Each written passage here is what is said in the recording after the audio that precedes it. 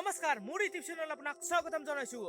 কাৰণ আজি আছোঁ মই পথাৰৰ পৰাই মই ভিডিঅ'টো আপলোড দিম বুলি ভাবিছোঁ। আৰু ইয়াতে নেটৱৰ্ক সম্পূৰ্ণ পায় আৰু বংশৰ শুৱালকুছি যোৱা ৰাস্তা আৰু মিলনপুৰ এইটো ৰাস্তা মোৱামাৰীলৈ অহা ৰাস্তাটো আপোনালোকে চাই থাকক। আৰু ৰাস্তাটো এনেকুৱা বেয়া আপোনালোকে চাই থাকক। কি কাৰণত আপোনালোকৰ যোগেদিয়ে মই ৰাস্তাটো কিজানি হৈ যায়, মোৰ ভাল লাগিব। এইটো আমাৰ মিলনপুৰ যোৱা ৰাস্তা আৰু হাজো ওলাব পাৰি এইটো ৰাস্তাতে, চাই থাকক আপোনালোকৰ ভিডিঅ'টো।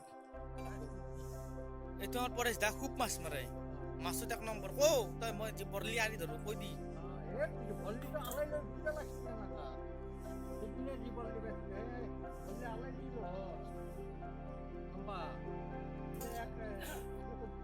এই আপাই এইটো খুব কাম কৰে, ই মিস্ত্ৰী, একদম ডেঞ্জাৰাছ মিস্ত্ৰী।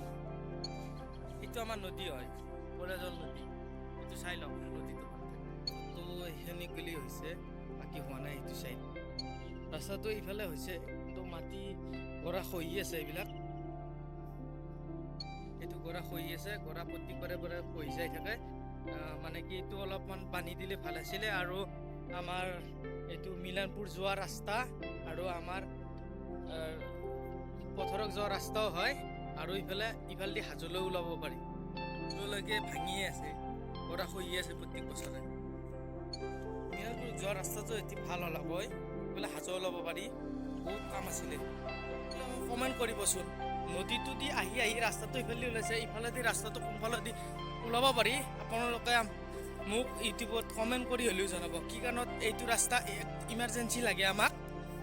গৰু ম'হ, তাৰে পিছত ইফালে মানুহ যাতায়াত বহুত হৈ থাকে। এইটোৱে সেইটো ৰাস্তা য'ত মিলনপুৰ যায়, তাৰপিছত হাজো টুকুৰা দিয়া গোটাই ওলাব পাৰি। ইফালেদি আমাৰ হয়গ্ৰীৱ মাধৱ ওলাব পাৰি এই ৰাস্তাটো। ৰাস্তাটো এইটোৱে সেইটো আহি আছোঁ আমি এতিয়া। মই পোৱা নাই কি জেগা, আমাৰ পথাৰত যাই আছোঁ মই। লাহে লাহে এইটো ৰাস্তাত মানুহ আহি আছে। আৰু সেইটো ঘৰ ভিটা বনাইছে, আহিব মানুহ। এইখন হ'ল গোপাল থান। এই দেওবাৰে গৈছিলে নাম, চাই লওক, দেওবাৰে গৈছিলে এইখন নাম। কিন্তু আপোনালোকে এটা কথা গম পোৱা নাই, কিন্তু এই ৰাস্তাৰ কাষত যে মোৰো মাটি আছে, আৰু এই মাটিডৰা হ'ল এইখিনি মাটিত মই মাটি উঠাইছোঁ। মোটামুটি 1.5 লাখ টকা গৈছে, এতিয়ালৈকে ফিল আপ হোৱা নাই। বাট মই এতিয়া ঘৰ বনাম বুলি ভাবিছোঁ। আৰু ঘৰটো কেনে ডিজাইন হ'ব আপোনালোকে কমেণ্টত জনাব। মিলনপুৰ যোৱা ৰাস্তাৰ কাষত আৰু এইটো ৰাস্তা হ'ল আমাৰ মোৱামাৰী ফালে অহা এইটো এটা দুংকুৰ। এইটো ৰাস্তা হৈছে কুলাটিৰ পৰা এনেকৈ আহি মিলনপুৰত সোমাই। মিলনপুৰৰ এইটো ৰাস্তা হয়। প্ৰত্যেক বছৰে মানুহ আহে এই ৰাস্তাটো কৰিম বুলি, কিন্তু একদিনো কৰা নাই। যদি এইবাৰ কৰে বহুত ভাল লাগিব। আৰু নকৰিলে মানে মোৰ ইউটিউবত আৰু পাই থাকিব, মানে যোনে নহওক, যোন চৰকাৰে নহওক। কি কাৰণত এই ৰাস্তাটো আমাক ইম্পৰ্টেণ্ট লাগে। মিলনপুৰৰ মানুহৰ যদি কিবা বেমাৰ হয়, তে বোলো ইহালদি গাড়ী নিব নোৱাৰি। আৰু প্ৰেগনেঞ্চি মানুহ যদি ধৰ ইয়াতে মিলনপুৰত থাকে, কেনেকৈ নিব? ইয়াত ঠেলা দি কুৰা কৰি নিয়ে, দাঙি পেলাই মানুহক নিয়ে। তেতিয়াহ'লে এই ৰাস্তাটো ইম্পৰ্টেণ্ট আমাক সম্পূৰ্ণ লাগে। এইটো ৰাস্তা হোৱাৰ লগে লগে আপোনালোকে দামপুৰত যাব পাৰিব, হাজোত যাব পাৰিব, ৰামদেৱত যাব পাৰিব, আৰু হয়গ্ৰীৱ মাধৱলৈকে যাব পাৰিব। আৰু ইয়াতে কোনো নাহে। কি কাৰণত নাহে? ইয়াতে নিউজ লাইভ, নিউজ চেনেল এইগিলা কোনো নাহে। কি কাৰণত? ইয়াতে পইচা দিব লাগিব নিউজ চেনেল কিবা আহিলে, কিন্তু আমাক নালাগে ন। আমিতো ইউটিউবাৰৰ নিচিনাই এনেকা কৈ থাকি কৈ মানে চব ক'ব পাৰিম। এই ৰাস্তাটোতে বহুত মানুহৰ যাতায়াত সীমা যোগাযোগ বহুত বিচ্ছিন্ন হৈ আছে। কাৰণ এই ৰাস্তাটো আমাক ইতিমধ্যে সম্পূৰ্ণ কৰাৰে কথা আছিল। কাৰণ কিছুমান মানুহৰ দ্বাৰাই, কিছুমান দালালৰ কাৰণে এইটো ৰাস্তা সম্পূৰ্ণ হোৱা নাই। চিধাই মিলনপুৰ যায়, কিন্তু মিলনপুৰ যোৱা ৰাস্তাটো আজি এইবাৰ মানে হ'লে ভাল আছিলে। কি কাৰণত লাগে?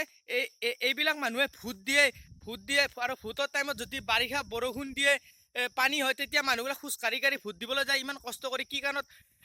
এই ৰাস্তাটোৰ কাৰণে যায়। আৰু এই ৰাস্তাটো ইমিডিয়েটলি আমাক লাগে। এইবিলাক মানুহ আহিছে গুৱাহাটীৰ পৰা আহিছে, ঘৰ বনাইছে। কি কাৰণত? এই ৰাস্তাটো আমাক ইমিডিয়েটলি লাগে। গুৱাহাটীৰ পৰা মানুহ আহি আমাৰ কুলাটিত মাটি কিনি ঘৰ বনাইছে, কিন্তু আমাৰ বৰমূৰীয়াসকল ক'ত আছে? এইটো ৰাস্তা ইম্পৰ্টেণ্ট লাগে।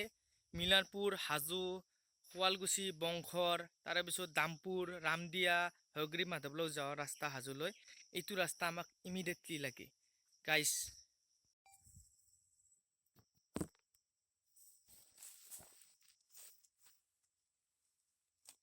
আৰু এইবিলাক এইবিলাক মই কাটি আছোঁ। বহুত জংঘল আছে ফুলৰ মাজত জংঘল আছে আৰু বৰষুণ দি আছে ন, বৰষুণ দি থকাৰ কাৰণে মানে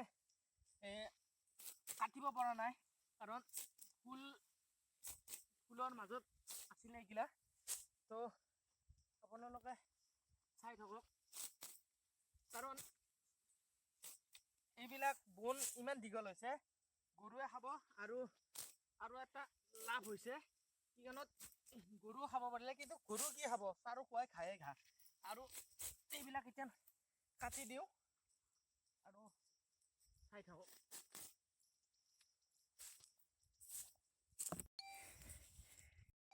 আপোনালোকে নাভাবিব কি কাৰণত এইবিলাক ফুলৰ গাছ হয়, কিন্তু এই ফুলৰ গাছৰ মাজত আছে ঘাঁহ। এই ঘাঁহবিলাক কাটিব লাগিব, কাটিলে ফুলবিলাক ভালকৈ দেখা পাব আপোনালোকে।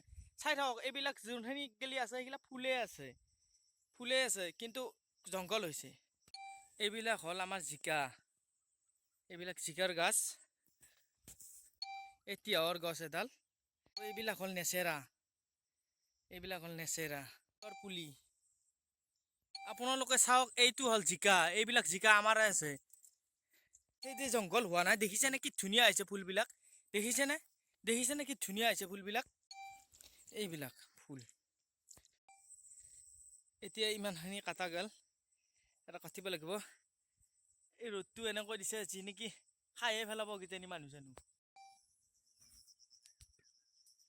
মোৰ ভিডিঅ'টো চাই কিনে বৰিং নাপাব, কাৰণ মই ভিডিঅ'টোতো দিলোৱে। তো চাই কিনে আপোনালোকে লাইক কমেণ্ট শ্বেয়াৰ কৰি দিব। এতিয়া ভিডিঅ'টো সমাপ্ত কৰিছোঁ, বাই বাই।